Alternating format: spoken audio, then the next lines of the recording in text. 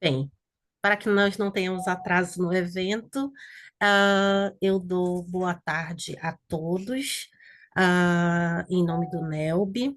Meu nome é Joyce, não, estou atual presidente do NELB, que é o Núcleo de Estudos Luso-Brasileiro da Faculdade de Direito da Universidade de Lisboa. Hoje, em mais uma edição, a primeira da gestão atual do ciclo permanente de palestras, que é um evento realizado online, com acesso gratuito, e, e é um projeto dentro de outro projeto que é o NELB Sem Fronteiras, que visa levar o intercâmbio acadêmico e o intercâmbio jurídico não apenas para Brasil e Portugal, mas para qualquer outro lusófono com interesse nas áreas do direito que nós tratamos aqui. Agradeço a presença dos nossos ilustres palestrantes, o seu professor Francisco Pereira Coutinho e Williander Salomão. Agradeço por aceitarem o convite, agradeço também a presença da doutora Gabriela Marque, que aceitou fazer a mediação desse evento. Agradeço bastante a minha diretora de eventos, a doutora Gabriela Mello, que foi a principal organizadora desse evento. Repiso que os professores aqui já são professores que já têm um histórico com o NELB.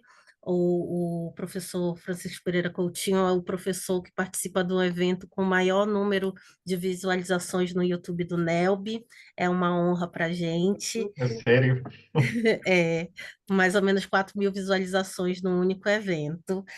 E temos também o professor Williander Salomão, também, que tem um histórico aqui com a Faculdade de Direito da Universidade de Lisboa, e que também já participou de outros eventos nossos, inclusive do nosso primeiro Congresso de Direito Internacional Público em 2021. Isso mesmo. Agradeço muito a presença de todos. E passo a palavra para a doutora Gabriela Marque, que vai mediar esse evento. Boa noite, boa tarde a todos. Eu sou Gabriela Marques, sou advogada e aluna de mestrado da Faculdade de Direito da Universidade de Lisboa e estou me especializando em ciências jurídico-internacionais.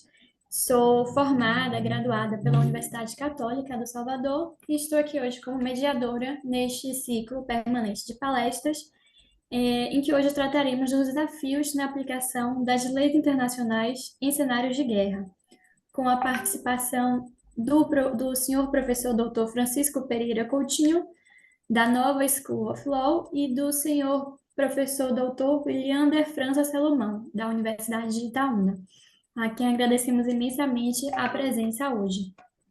Bom, feitas essas considerações preliminares, essas apresentações, iniciaremos esse ciclo de palestras com a intervenção do senhor professor Dr. Francisco Pereira Coutinho, que tem licenciatura e doutorado pela Nova School of Law, é subdiretor da mesma instituição, presidente da Juris Nova, foi presidente entre 2015 e 2022, foi professor no Instituto Superior de Ciências Sociais e Políticas da Universidade de Lisboa entre 2010 e 2015 e da Universidade Autônoma de Lisboa entre 2009 e 2012.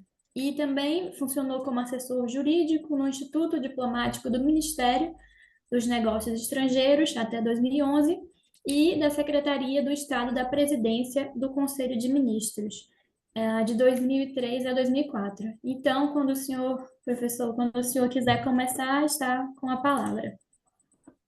Muito boa tarde a todos. Muitíssimo obrigado ao Nel pelo convite e à Joyce pelas simpáticas palavras. Realmente é uma honra e um orgulho ter tido então a participação mais vista do Nel. Também cumprimentar a Gabriela e agradecer-lhe a apresentação e também o meu colega de painel, o professor Salomão. É um gosto estar consigo neste painel sobre um tema tão interessante. Eu desde já peço desculpa, mas tive aqui um imprevisto que me vai obrigar a sair a seguir a esta breve intervenção que farei no contexto deste evento. Realmente é algo que eu não gostaria que tivesse acontecido. Estou-vos a falar a partir de Lisboa. Eu vivo em Braga, já devia estar em Braga, mas perdi o meu transporte e vou apanhar o último, que sairá de Lisboa daqui a bocado e, portanto, infelizmente, tudo correu mal hoje e não me permitirá estar ao longo de toda esta sessão. E eu lembro de outras sessões do NEL que duraram bastante tempo, com bastantes intervenções, e, portanto, tenho mesmo imensa pena de não poder ficar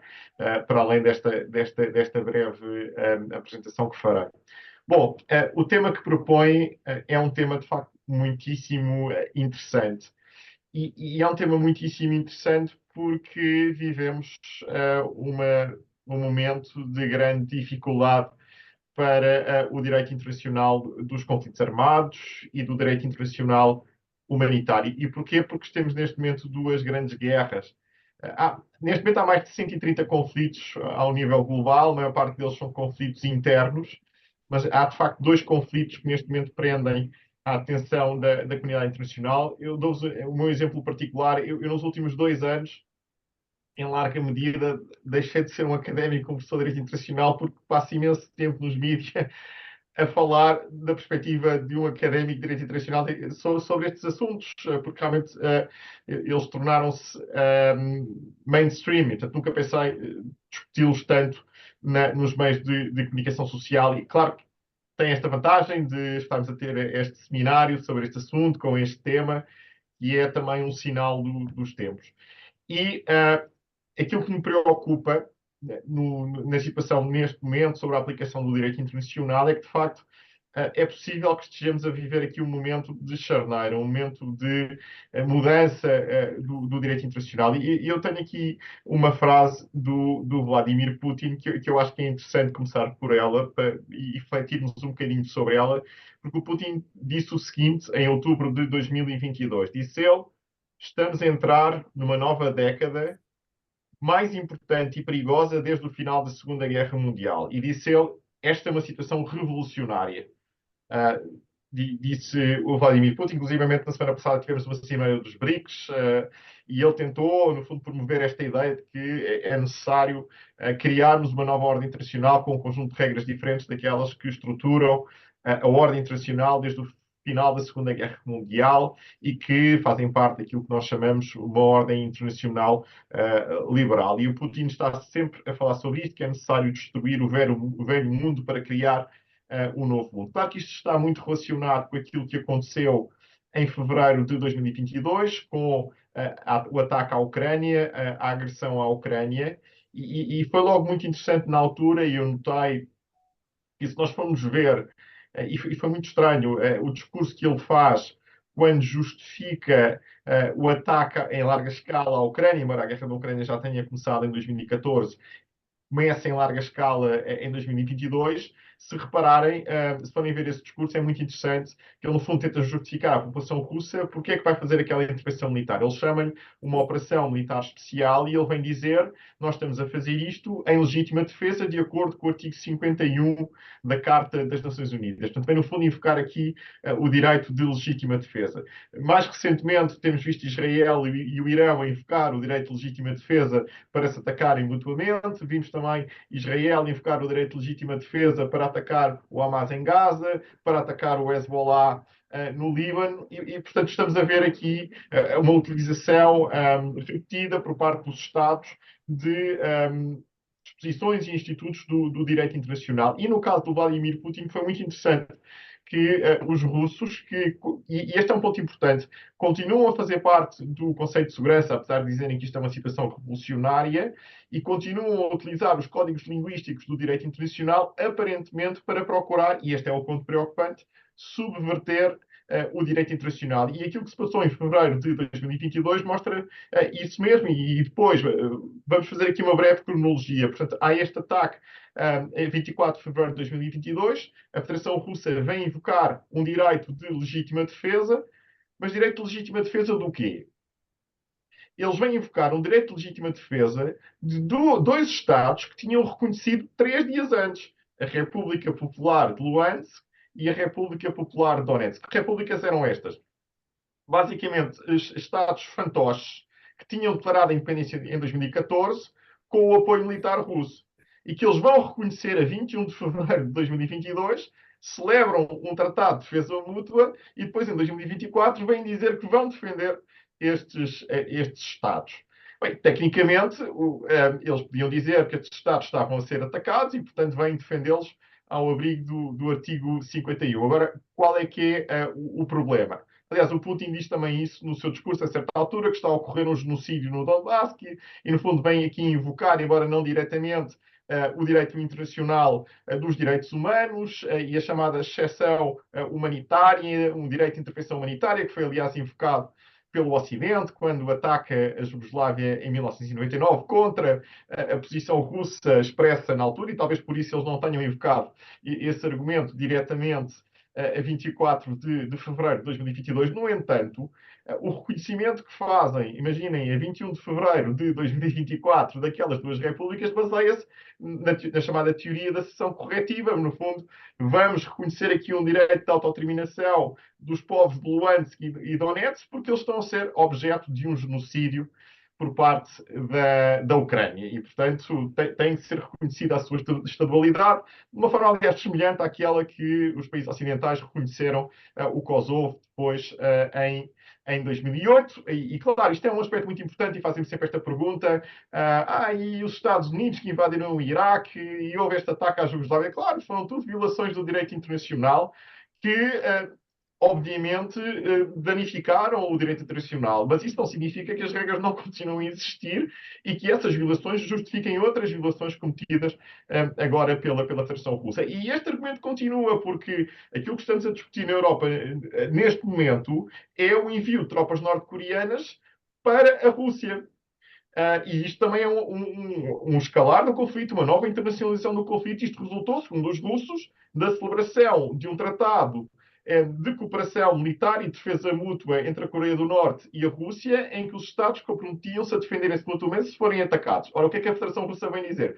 Foi atacada pela Ucrânia. A Ucrânia invadiu a Federação Russa em agosto, na zona de Kursk, e estes soldados coreanos estão a ser enviados para combaterem os ucranianos na Rússia. E os russos dizem, bem, fomos agredidos, temos aqui o direito de sermos defendidos pelos norte-coreanos. Agora, é evidente que tudo isto só seria verdade se os argumentos russos invocados em 24 de fevereiro de 22 fossem válidos, só que não são. E porquê é que não são? Porque simplesmente não estava a ocorrer nenhum genocídio no Donbass, nenhum. Não há nenhum. Aliás, isto é um aspecto importante. Nós temos ouvido falar muito no último ano do genocídio em Gaza. Mas a conversa em 2022 era o genocídio no Donbass.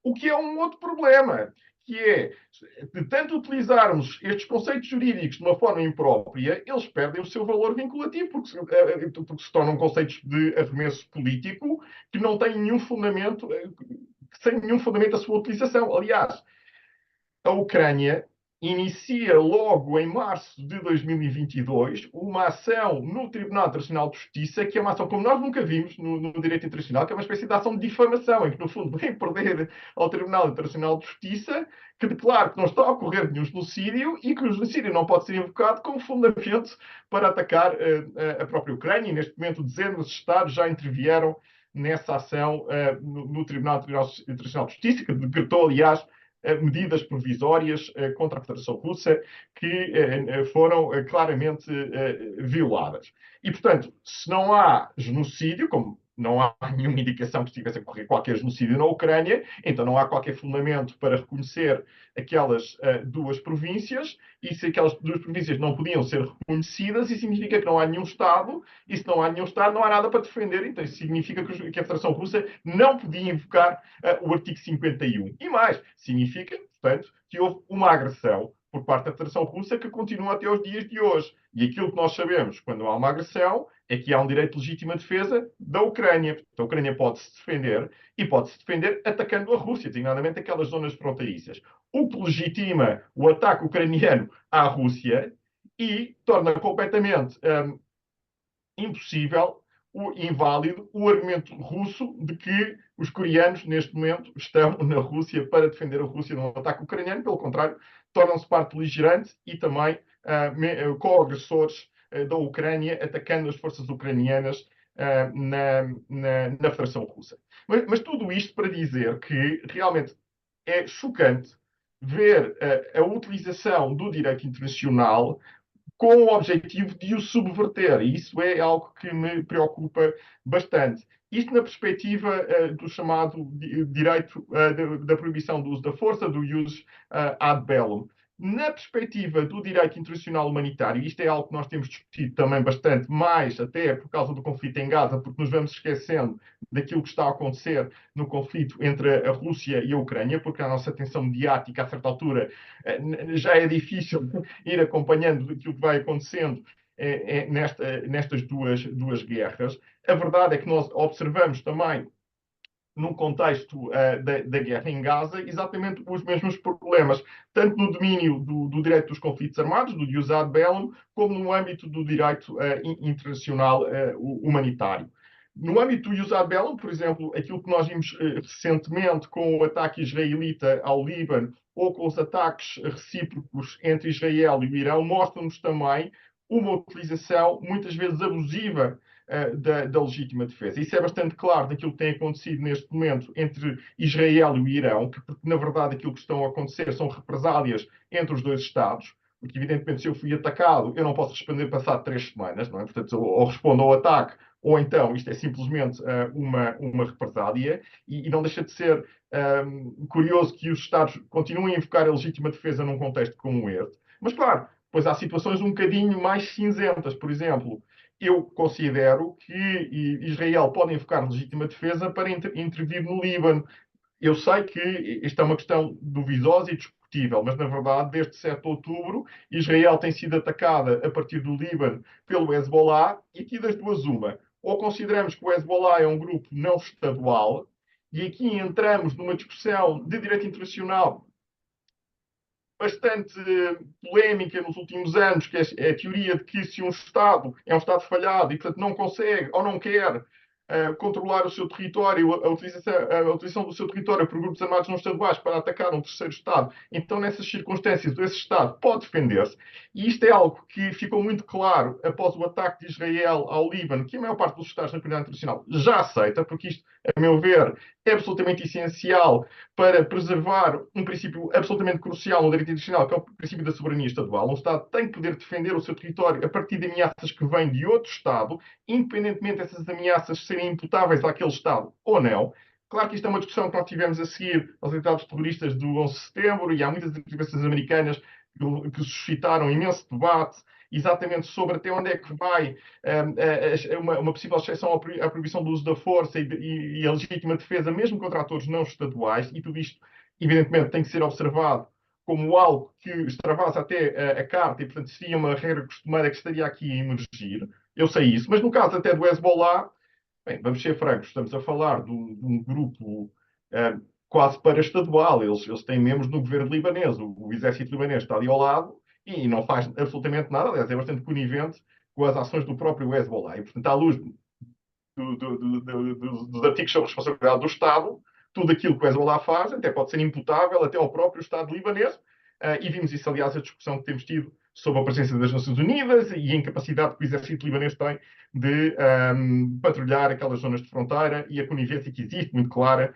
em muitas circunstâncias, com o próprio Hezbollah. Portanto, aí, parece-me aí, já é uma discussão mais próxima daquilo que poderia ser a invocação do direito de legítima defesa. Portanto, como podem ver, por estes vários exemplos, realmente precisamos de continuar a discutir uma situação muito difícil para o direito internacional, que é justamente a utilização do direito internacional como uma tentativa de o subverter. E eu gostava só de concluir com algumas notas sobre um outro ramo de direito internacional que, assim, me parece que está perto de um ponto de ruptura, que é o direito internacional humanitário. E nós temos muita responsabilidade no Ocidente por causa disso.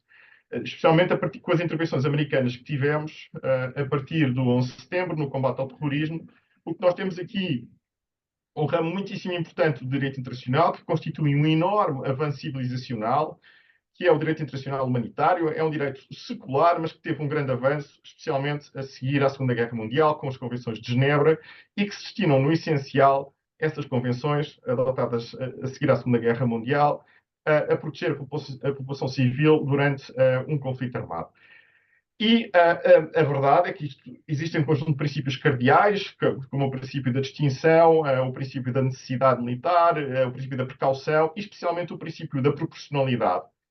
cuja interpretação, e nós temos visto isto em Gaza diariamente com os ataques israelitas, claro que nós temos que sempre fazer uma ponderação em relação a cada ataque em concreto. Agora, aquilo que nós verificamos é que as IDF, a meu ver, estão a fazer um cálculo do princípio da proporcionalidade, no fundo, e a resposta é sempre a mesma. Nós atacamos porque tínhamos informações de que havia elementos do Hamas num determinado local. E, portanto, numa escola, num hospital, seja lá onde for. E, portanto, aquele edifício civil transformou-se num edifício não protegido à luz do direito internacional e portanto, temos aqui um objetivo legítimo à luz do direito internacional humanitário. Agora, à luz de uma ideia de proporcionalidade, nós sabemos, e o direito internacional humanitário reconhece, que em qualquer conflito armado vamos ter, infelizmente, danos colaterais, vítimas civis. Agora, a vantagem militar tem que ultrapassar os danos causados à população civil. E aquilo que nós estamos a verificar, e é algo que, infelizmente, nós temos muita responsabilidade no Ocidente, é resultado de intervenções militares, principalmente americanas, no passado, é que esse cálculo sobre o que é uma vantagem militar face a danos colaterais, no caso de Gaza, tem vindo a diminuir cada vez mais. E especialmente agora, porque Israel teve imenso sucesso em eliminar as lideranças políticas militares, quer do Hezbollah, quer do Hamas, e, portanto, torna-se cada vez mais difícil argumentar ataques militares, porque os alvos dos ataques combatentes do Hamas são cada vez mais pessoas que não têm qualquer tipo de responsabilidade na organização, porque os responsáveis já foram quase todos eliminados. Recentemente, o líder do Hamas, Sinwar, Nasrallah, no Hezbollah, quase todas as lideranças intermédias também já foram eliminadas e, portanto, é cada vez mais difícil justificar ataques dos quais resultem vítimas civis. É claro que Israel tem alguma razão quando diz que o Hezbollah e especialmente o Hamas utiliza a população civil como escudo humano. Isso também é um crime de guerra, nós sabemos que isso está a acontecer, mas isso não afasta a aplicação do direito internacional humanitário. E realmente em Gaza eu senti logo há um ano que nós íamos ter aqui uma intervenção militar extremamente difícil. E dá para perceber isso quando comparamos com o que está a passar no sul do Líbano. Porque no sul do Líbano a população civil pode apanhar um avião e sair do Líbano, pode ir para outro estado, pode afastar-se da zona de conflito, mas em Gaza é uma espécie de prisão, não há saída nem pela fronteira pelo Egito, nem pelas fronteiras israelitas. Israel não abriu as suas fronteiras para receber a população civil e a dar-lhe acomodação, como é exigido pela Quarta Convenção de Genebra, criou uma zona humanitária para queria meter 2 milhões de pessoas, pode dar todos os avisos que quiser, mas as pessoas não têm muito sítio para ir. E, portanto, ainda que fosse legítimo que interviessem, porque não podiam, de facto, aceitar uma ameaça como a de Hamas sobre o seu território, é evidente que esta intervenção militar iria causar imensos problemas. E, portanto, não me surpreende que as questões de violação do direito internacional penal e as questões que chegaram ao Tribunal Internacional Penal fossem suscitadas. E, aliás, estamos todos à espera, desde abril, se há ou não mandato de detenção sobre Netanyahu e Gallant, portanto, o Primeiro-Ministro de Israel e o Ministro da Defesa de Israel, porque havia também pedidos de emissão de mandatos de captura para 3 palestinianos, Deif, Issá e Sinwar, que entretanto estão mortos. Portanto, essa parte ficou resolvida. Mas a última notícia que tivemos é que o juiz responsável pediu escusa, e isso também é uma preocupação para o direito internacional neste momento, porque a credibilidade do direito internacional penal está também um bocadinho dependente de vermos se, de facto, a Justiça da Haia é verdadeiramente independente e imparcial e emite mandatos de captura não apenas sobre Vladimir Putin, por exemplo, que foi acusado de um crime de guerra, a deportação de crianças, um crime hediondo também, mas também em relação àquilo que se vai passando em Israel, porque Israel diz sempre que é uma grande democracia, que tem tribunais, é um Estado de Direito, tudo isso é verdade, mas não existe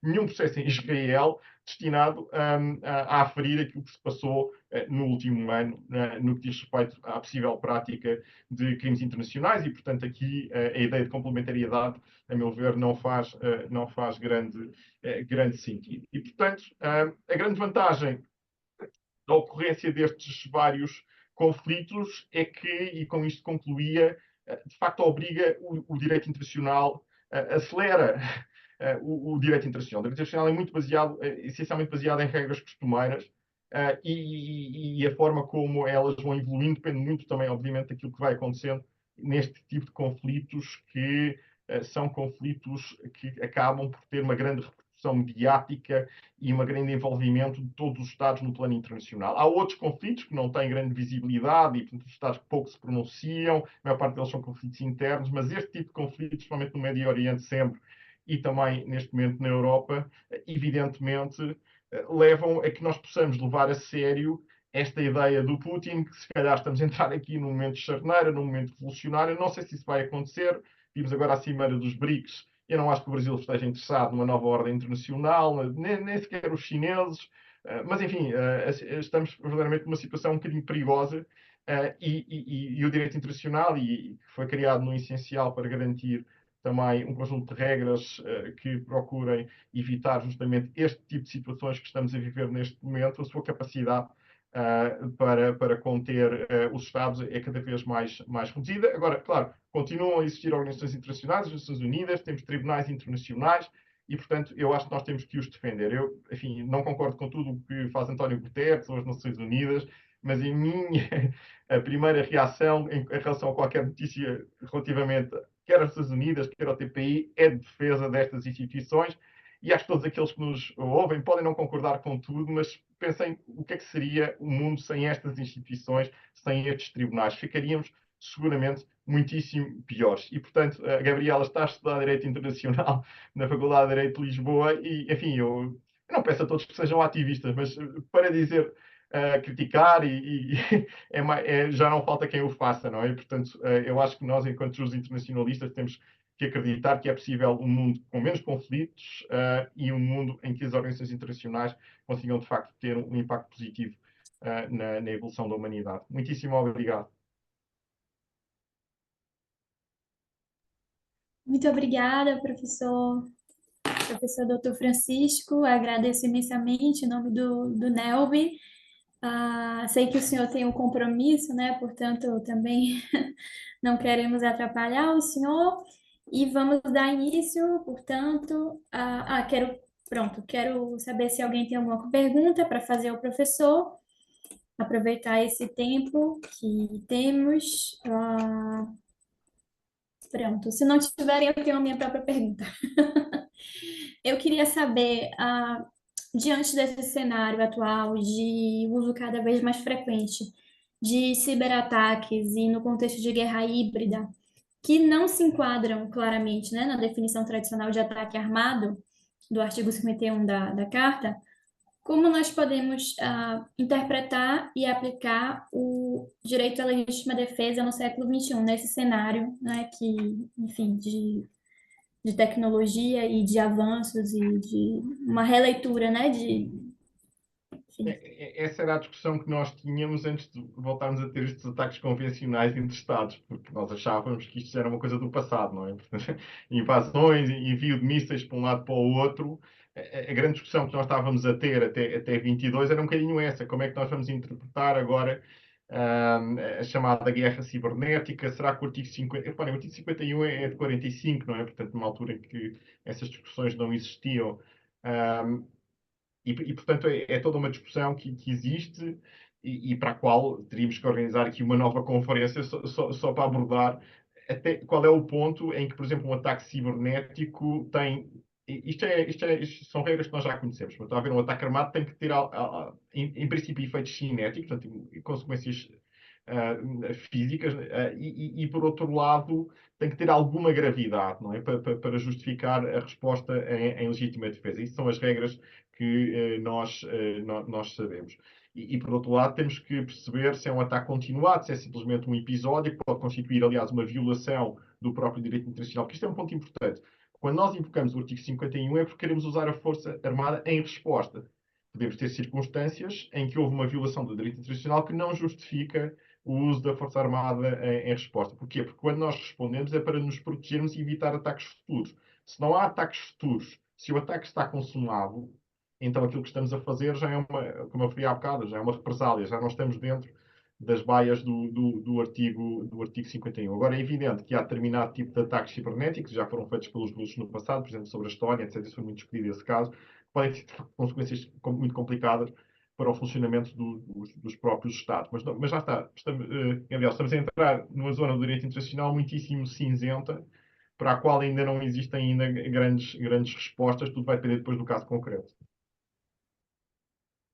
Perfeitamente. Bom, muito obrigada. Se ninguém tiver mais perguntas, deixa eu ver o chat. Pronto, ninguém escreveu nada, portanto, acho que se o senhor não tiver mais nenhuma consideração a fazer, vou passar Muito a obrigado palavra. a todos. Pronto, muito obrigada. Boa noite para o senhor. Bom, vou passar a palavra agora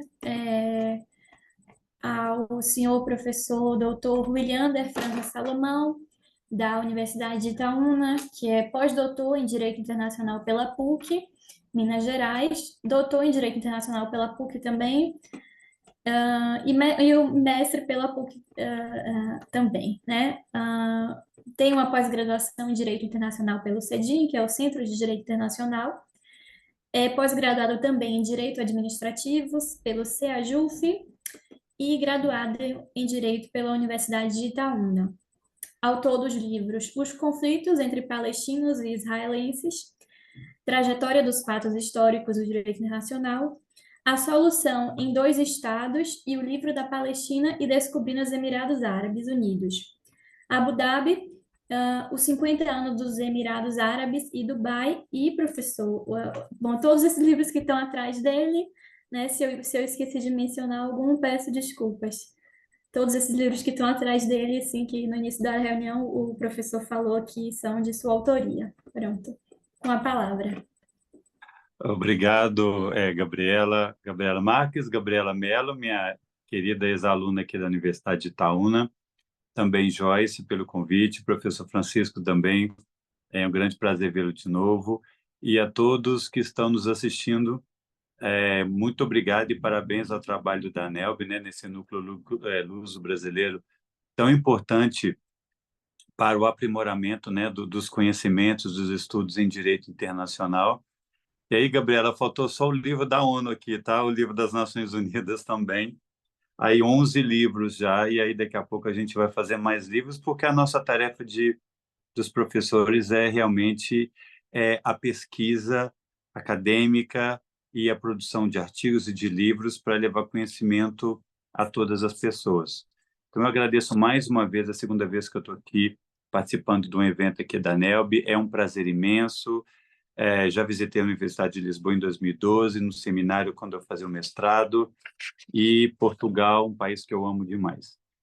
Então, aproveitando, né, a continuidade aí da fala do professor Francisco, o recorte que eu vou fazer agora é um recorte analisando os conflitos internacionais sob a ótica das instituições Nações Unidas, né? Então, a gente vai entender como que as Nações Unidas, ou o que se já fez a respeito das normas internacionais, da intervenção da Assembleia Geral, da intervenção do Conselho de Segurança nas questões dos conflitos internacionais, não é? Porque a gente está vendo aí dois conflitos gravíssimos, né? Ainda em continuidade, Ucrânia, Rússia, Israel, Hamas e Hezbollah, e tantos outros conflitos. E o estudante do direito internacional, ele tem que entender como que a maior das organizações internacionais, não é, as Nações Unidas, como que ela disciplina, como que ela regula, como que ela disciplina, impõe limites à participação dos Estados nos conflitos internacionais. E claro que a gente não tem como não dizer da atuação do Conselho de Segurança. Então, a gente começa fazendo aí um recorte histórico para pontuar, né, as expressões aí famosas inseridas nos conflitos internacionais, que é o ius in bello ou jus in bello, que são normas limitadoras aos estados, aos combatentes, né, dentro do direito humanitário.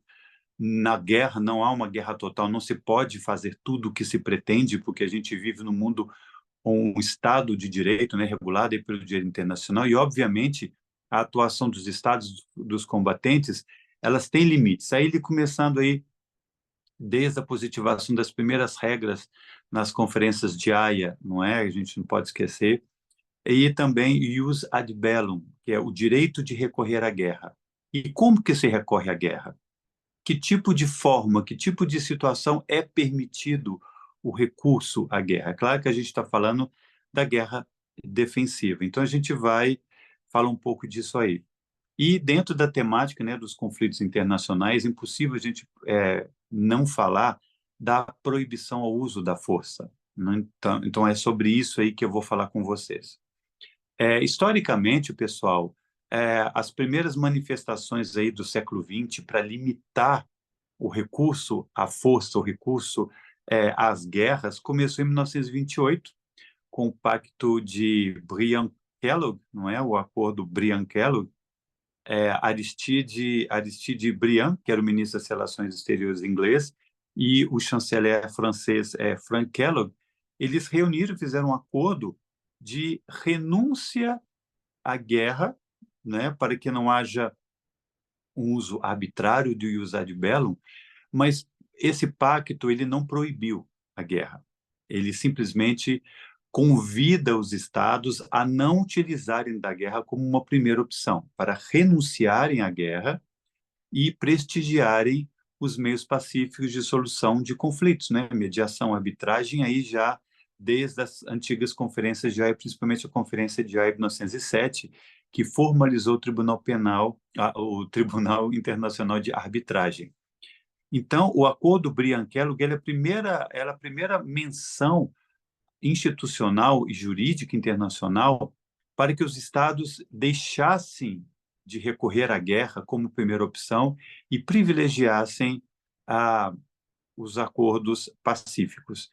Só que aí a gente enfrenta, né, a gente tem a Liga das Nações, que é a antecessora da ONU, e a Liga das Nações iniciou esse sistema coletivo de preservação da segurança e da paz ao instituir, no seu artigo 12 do Pacto, né, da Liga das Nações, o conhecido prazo moratório. O que é o prazo moratório?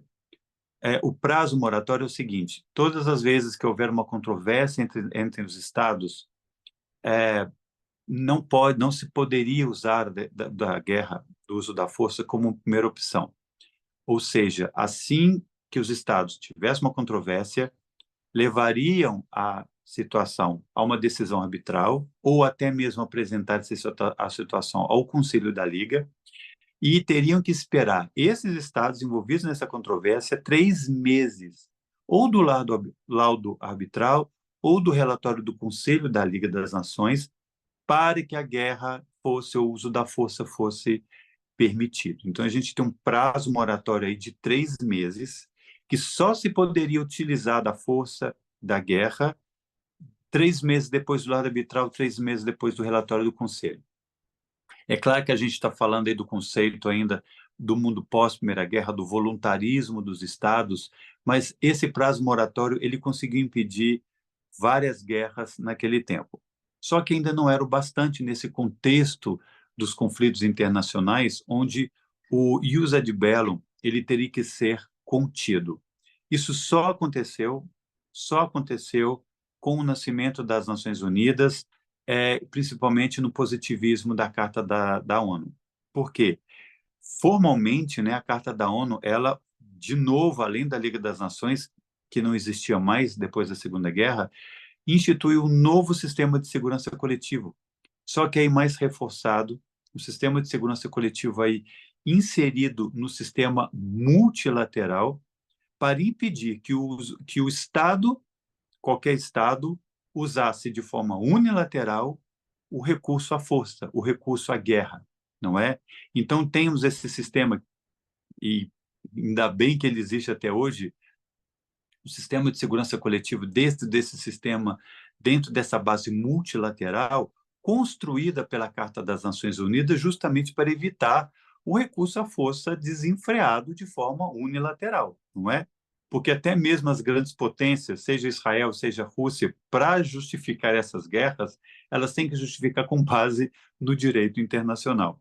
Então, a gente tem dentro desse sistema coletivo das Nações Unidas, dessa forma institucional não é, tanto do ius ad bellum, dentro desse parâmetro dos conflitos, a gente tem a figura do Conselho de Segurança, não é, desse órgão político cuja competência praticamente exclusiva é dedicada às questões de paz e segurança. Então, as questões do uso da força, as questões de guerra dentro dos conflitos internacionais têm que passar por esse sistema de segurança coletiva e tem que passar por autorização da ONU, não é mesmo? Principalmente aí do Conselho de Segurança. E dentro da Carta das Nações Unidas, não é? Dentro desse sistema de segurança internacional, o próprio artigo 25 da Carta da ONU determina que todos os estados devem cumprir, devem aceitar as decisões do Conselho de Segurança. É claro que hoje o sistema de segurança está dentro desse contexto de reforma do Conselho, aumenta o número de membros permanentes, tira o veto dos membros permanentes, reestrutura novamente o Conselho de Segurança, mas naquela época da Segunda Guerra Mundial, desde a Conferência de Yalta, era esse que era a estrutura existente.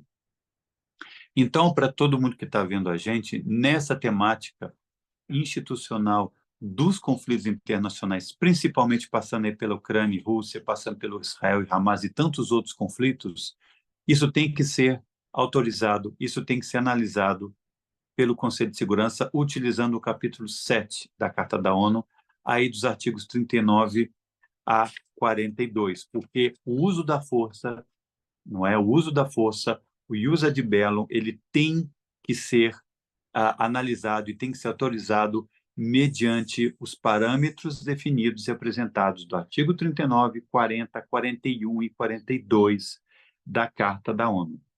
E aí a gente tem, não é, o eterno dilema, o uso da força, e aqui eu faço um recorte para o pessoal entender que a Carta da ONU, ela não fez menção à guerra como a única forma de recurso à força. O uso da força é um conceito genérico e dentro do qual a guerra, né, o conflito armado está inserido. E a ONU privilegiou, obviamente, nesse sistema moderno, multilateral, que os Estados utilizassem dos meios pacíficos para conter qualquer controvérsia e deixar que o uso da força fosse controlado ou autorizado pelo Conselho de Segurança e pelas regras da Carta da ONU, como o próprio professor Francisco já citou, só há uma exceção ao recurso da força de forma unilateral, que é a legítima defesa. Não é presente aí no artigo 51 da Carta, onde há necessidade de existir a legítima defesa desde que um ataque armado aconteça, uma agressão armada aconteça para o Estado e ele contra-ataca logo em seguida e a questão entregue para o Conselho de Segurança.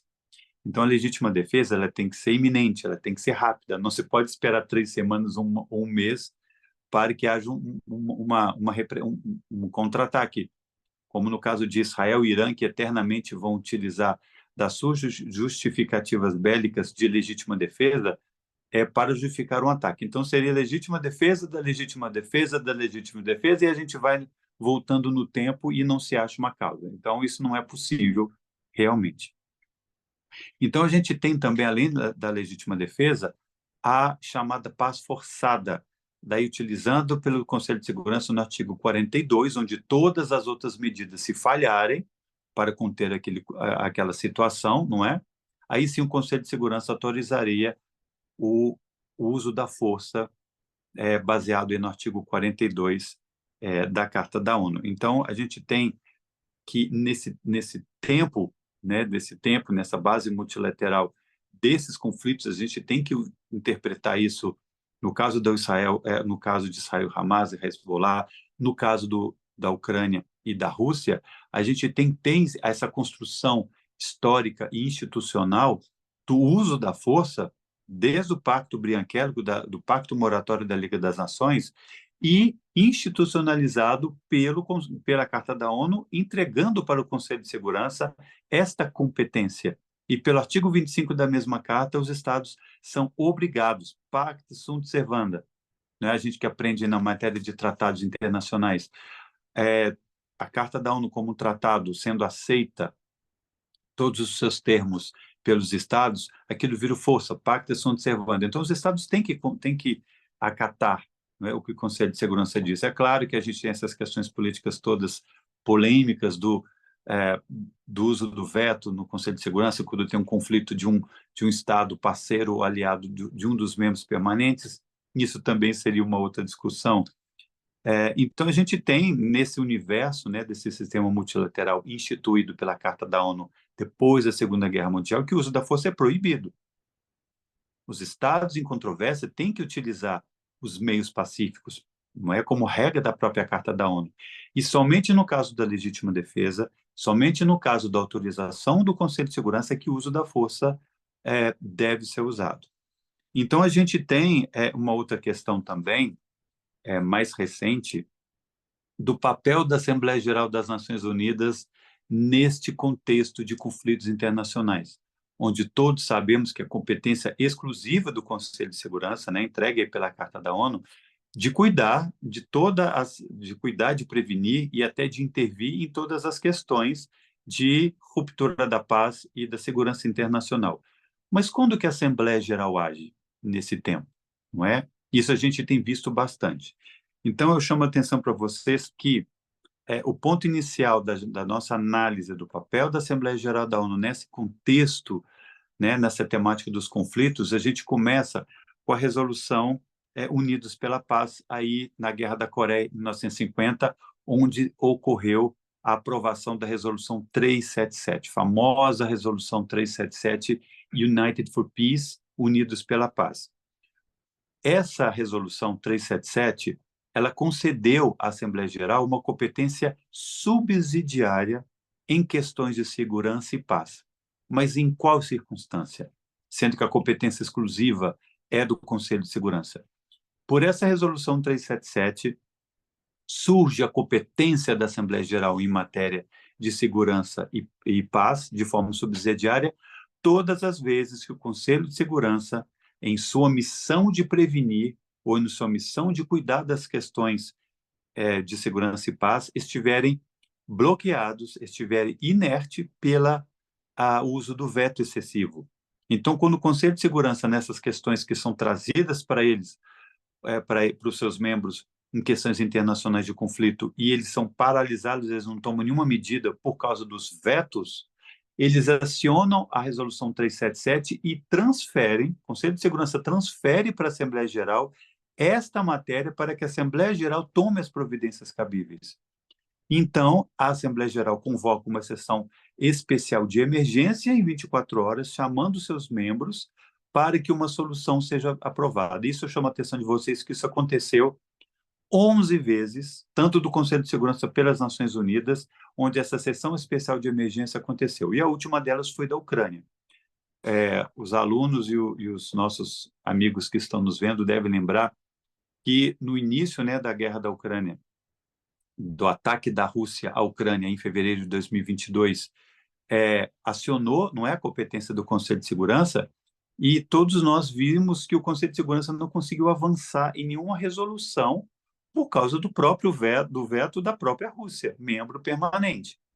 E não se conseguia, não é, interromper aquela guerra, não se conseguia dar uma solução rápida de imediato. Então, como o Conselho de Segurança estava paralisado pelo veto, acionou-se a Resolução Unidos pela Paz e transferiu de forma subsidiária esta matéria para a Assembleia Geral, né, na sua 11ª sessão especial de emergência, onde foram aprovadas algumas medidas. A primeira delas é mais importante, dizendo que a agressão da Rússia à Ucrânia não tinha legitimidade perante o direito internacional, sendo uma conduta ilegal.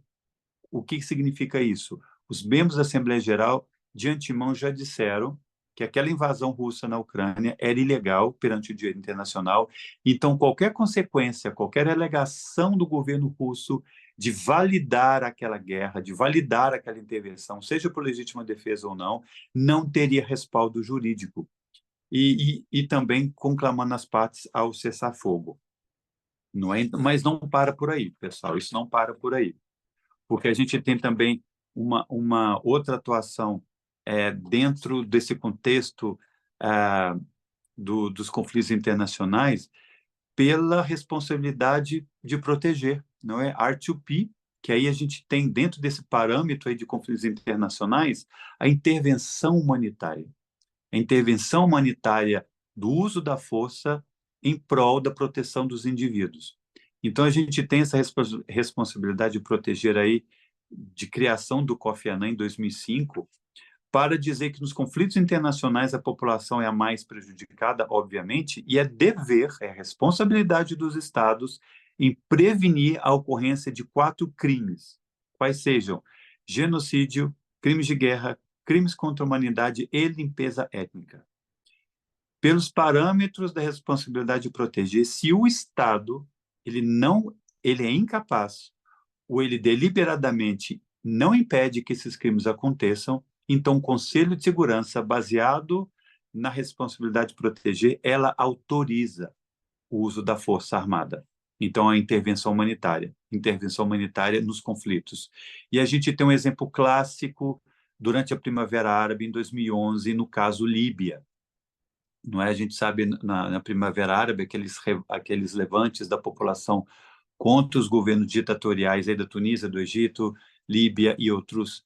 E o governo líbio, não é? Líbio, do Muammar Gaddafi, ele usou de detenção arbitrária, de execução sumária, de desaparecimento forçado contra os rebeldes, aí crimes contra a humanidade. E aí o Conselho de Segurança acionou a responsabilidade de proteger pelas resoluções, deixa eu ver se eu tenho anotados aqui, 1970, 1973, 2011, inclusive autorizando a OTAN, a Organização do Tratado do Atlântico Norte, a intervir na Líbia, mediante a responsabilidade de proteger.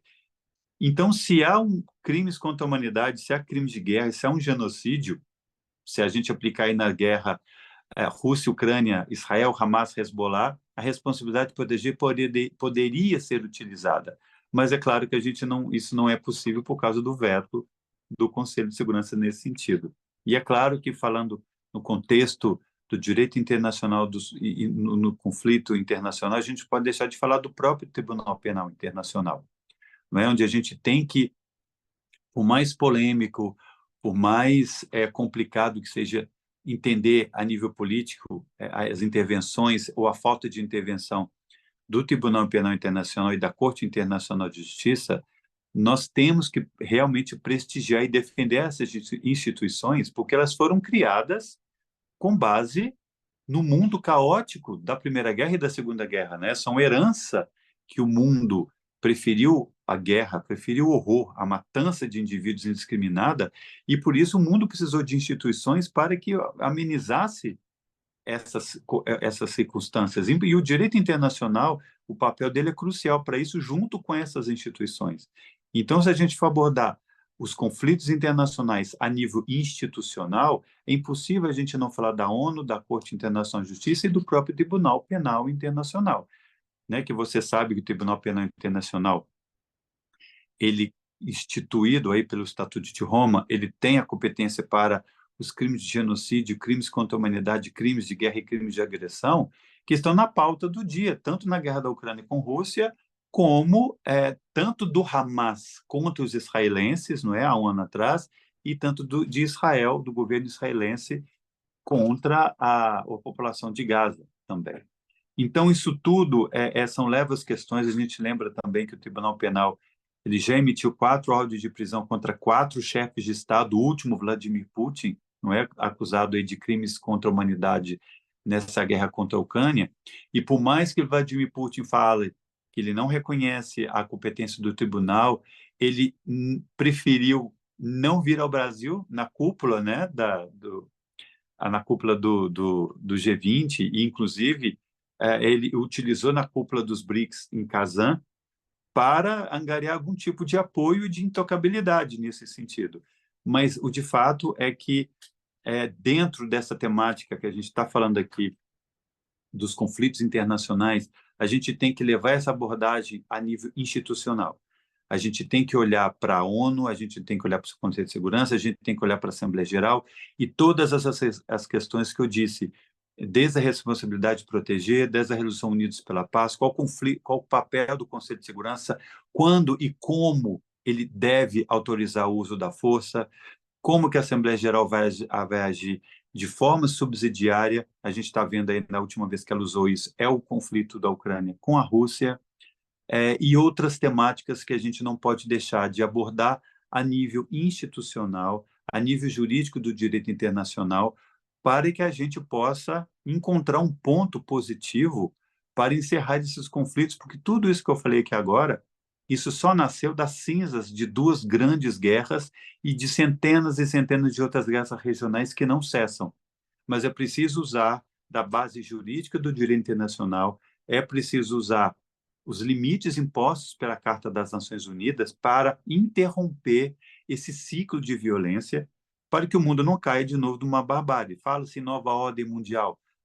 Seja lá qual for essa nova ordem mundial, o direito internacional, a Carta da ONU e a atuação das Nações Unidas não será diferente. E é essencial para que o mundo não caia na barbárie. Então, a gente está vendo, né, na mídia, essa continuidade da guerra da Ucrânia e da Rússia. A gente está vendo essa tragédia tanto em Israel como em Gaza, como no Líbano, também refém aí do Hezbollah.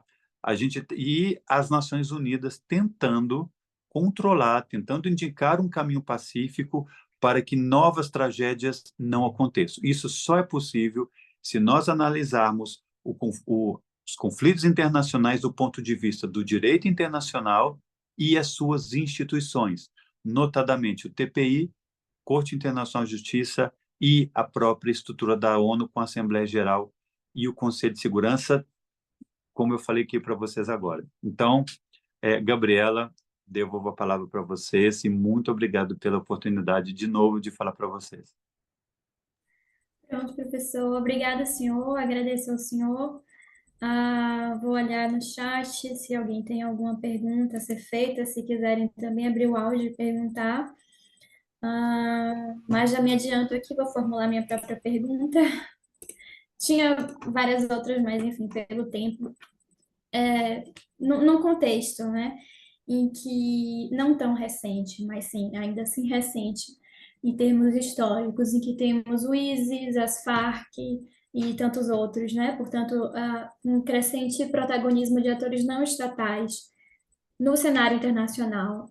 De que forma o senhor entende que podemos reagir, né, sobretudo diante de um sistema jurídico ainda estatocêntrico, ou se seria necessária uma reformulação desses sujeitos do direito? A atuação, né, desses grupos não estatais dentro do contexto do terrorismo, a gente viu em 2001, quando o Conselho de Segurança, não é, ele aprovou a resolução, me fugiu o número dela, permitindo o contra-ataque à legítima defesa dos Estados Unidos contra o Al-Qaeda.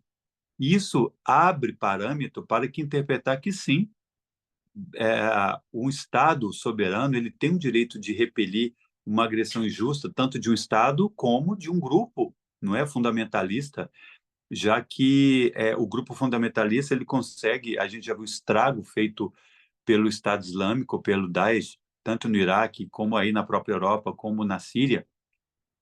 E o próprio direito internacional ele não pode ficar inerte diante de respostas a essas atitudes.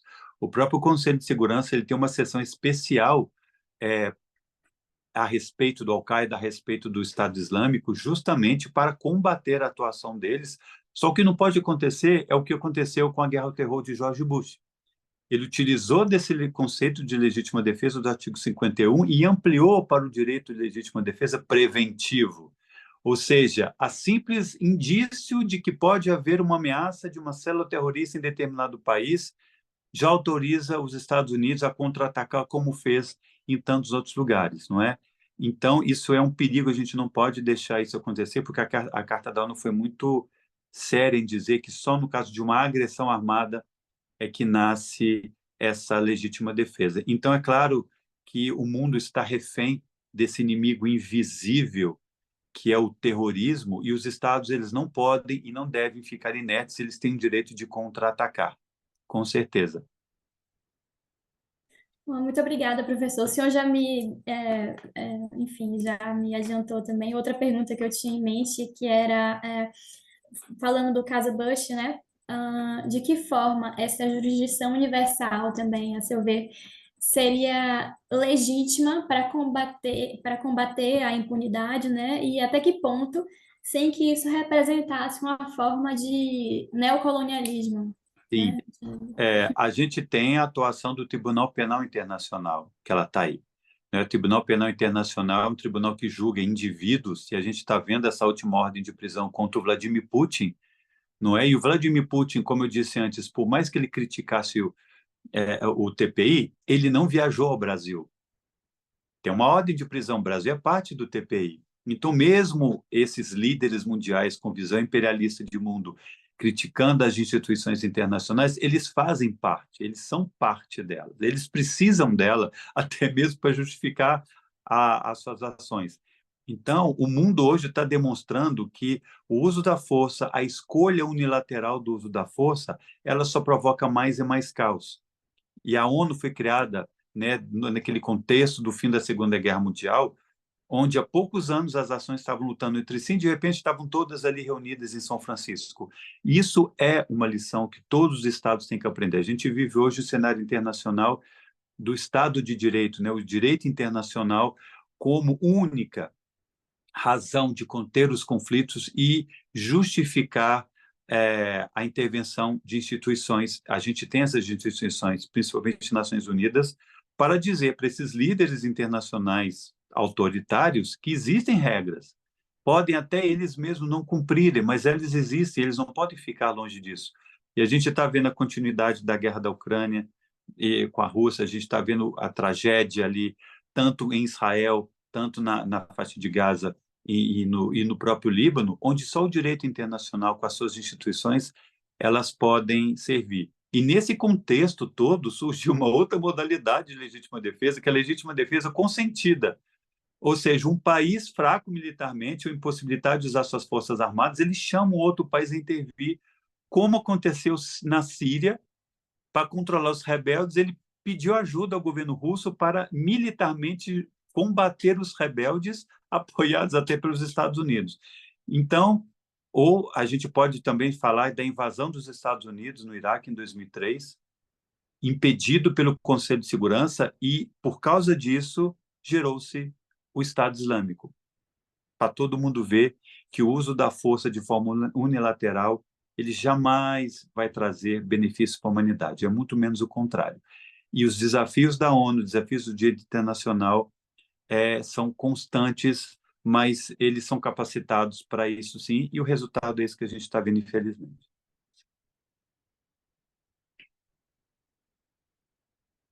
Pronto, muito obrigada. Acho que está respondido. Se alguém tiver mais alguma pergunta a formular. Eu quero só fazer aqui uma observação, assim, primeiramente agradecer, né, ao professor Eliander, que é sempre impecável, assim, para passar a informação, passar o conhecimento de uma forma muito clara, e assim, eu acho que é muito interessante você trazer esse atentamento para as instituições, né, porque, pronto, não adentrando tanto nessa área, assim, das guerras, mas eu tenho pesquisado muito, né, e dos meus relatórios de mestrado foi como aplicar o direito internacional, como é desafiante, assim, principalmente no caso era no contexto da crise climática, né?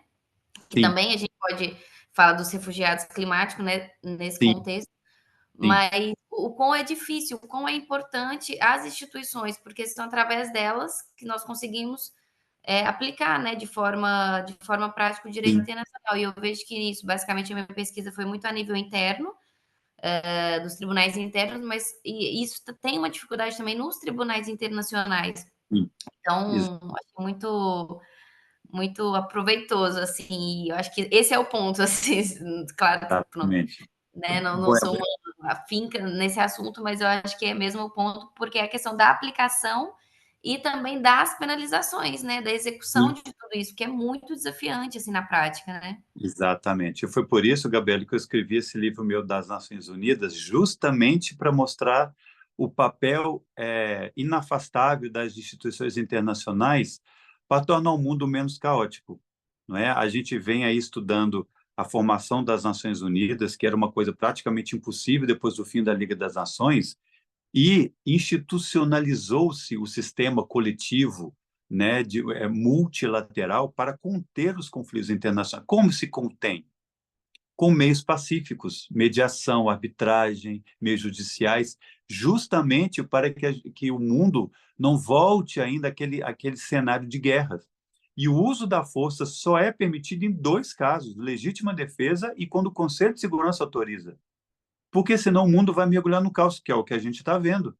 É o que a gente está vendo. Então, analisar os conflitos internacionais com base nas instituições é muito louvável para que haja um ponto racional da abrangência do direito internacional nesse contexto. E é impossível afastar a aplicação, é impossível a gente afastar a análise disso tudo na atual situação. Temos o Tribunal Penal Internacional, ele é novo, né? As sentenças são depois, a partir de 2002, e estamos aí, Vladimir Putin e outros líderes que vão sofrer, mais cedo ou mais tarde vão sofrer essas consequências.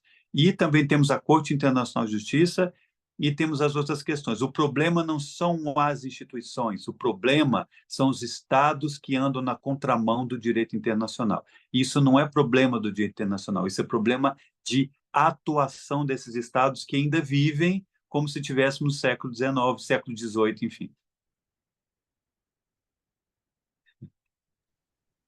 Acho que a doutora Joyce queria fazer uma observação. Pois não.